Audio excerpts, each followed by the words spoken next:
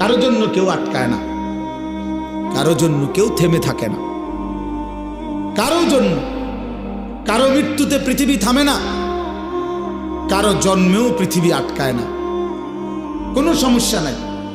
কিন্তু দোস্ত আমার, আমরা প্রত্যেকেই আলাদা আলাদা নিজ নিজ কবরে ফিরে যাব, এটা মনে রাখতে হবে।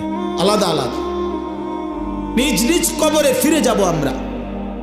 কাজেই একাকী হতেই হবে, একদিন একাকী আল্লাহ তাআলার মুখোমুখি হইতে হবে। সেদিন টের পাবেন, সেদিন টের পাবেন।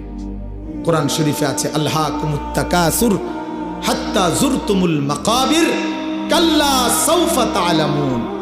আল্লাহ বলে, বান্দা দুনিয়ার নেশায় আখিরাত ভুলে গেলা, তো মনে রেখো একদিন কবরস্থানেই পৌঁছবা, আর সেদিন আমি আল্লাহ তোমাকে জানাবো আমার প্রতিটা